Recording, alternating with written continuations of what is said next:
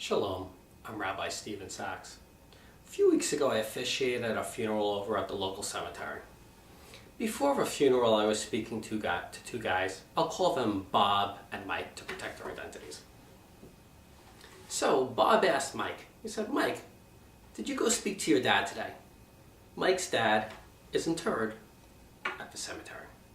Mike said, "My dad's angry with me. I'm not going to speak to him today." I said, "Mike, speak to him." Mike said, "I do. Sometimes." Can we speak to the dead? Is there an afterlife? Judaism says, yes, there is an afterlife. Now, my friends, can I prove to you that there's an afterlife? No, of course not. Of course not.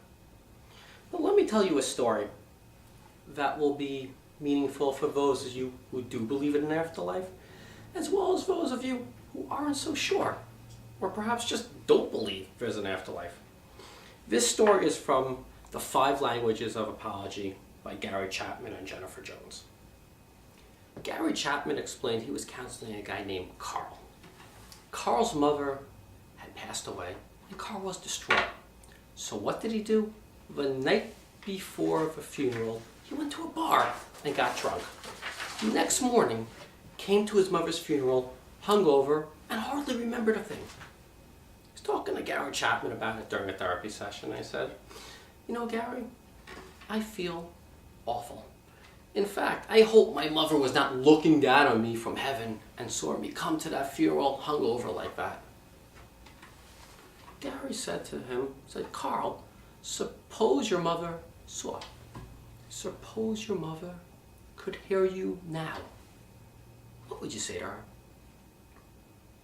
Carl thought about it and said, "I would say, 'Mom, I'm sorry for what I did. If I had it to do over again, I would not have gone to the bar the night before your funeral. And Mom, I love you, and I hope you can forgive me." Gary said to Carl, "Carl, do you realize what you just did?" And Carl said, "You bet.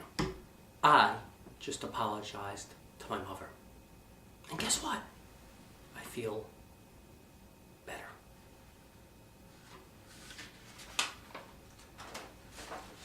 We too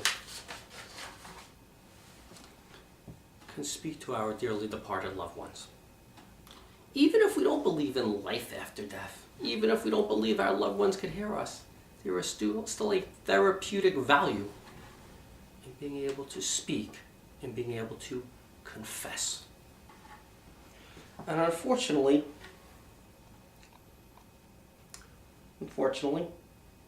I speak from experience. As many of you know, when my wife was pregnant with Gabriella, our younger daughter, she had a twin sister who we named Shira. Shira was stillborn. The umbilical cord got wrapped around her throat shortly before she was to be born, and she passed away. I remember vividly when the twins were born. I remember being given Shira to hold. Quite honestly, I had a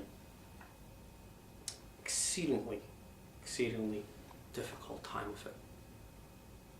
I held her. I remember holding her, telling her I loved her. I kissed her. And then her nose started to bleed. And I quickly gave her back to Anne, who, while having a tough time and was obviously also very distraught, was having a little easier of a time emotionally with physically holding her than I was.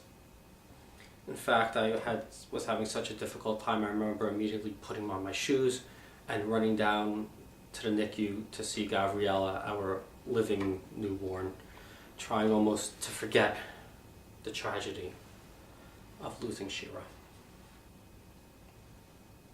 I've always felt guilty for not holding Shira longer, not speaking to her longer. It was my only chance ever to hold her. And I didn't hold her as long as I should have. Didn't say to her as much as I should have. But I still speak to her. I still speak to her at her grave, or sometimes wherever I am when I think of her. Sometimes when I'm having a good time and feel guilty that I'm having a good time and she's not here to have a good time with me, I speak to her and tell her that her mommy and daddy love her, we miss her, and at the end of our 120 years, we'll be back together with her. And guess what? It helps. Doesn't bring her back. Doesn't make it okay. But it helps. Do I believe in an afterlife? I allow myself to. Because it helps me. It helps me get through. In a few short moments, we'll begin the Yizkor service.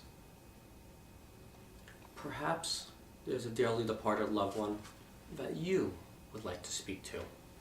After reciting the formal Yizkor prayer, stop and speak to them quietly in an undertone, just between you and them. No one else has to hear. Speak to them. If you're uncomfortable with that, just think the words, or maybe think about what you would like to say to them in the privacy of your own home, or next time you visit the grave. There was a man who once told his rabbi that he had loved his wife. His rabbi said, "I'm sorry, it must be very difficult that your wife is gone." He said, "No, Rabbi, you don't understand. I loved my wife." The rabbi put his arm around his shoulder and said, "I know, I'm sorry." The man said, "No, Rabbi, you don't understand. I loved my wife, and I almost once told her." Perhaps you want to tell your dearly departed loved one that you love them. Maybe for the first time, maybe for the 1,000th time. Tell them. Perhaps you wanted to say you're sorry, or simply that you miss them. Maybe you want to give them an update, let them know what's going on. That's what Ann and I do when we visit Shira's grave. We let her know how we're doing, how her sisters Tali and Gabriella are doing. The bottom line is, tell them whatever you want. You still have the opportunity to speak to them. Don't stop speaking.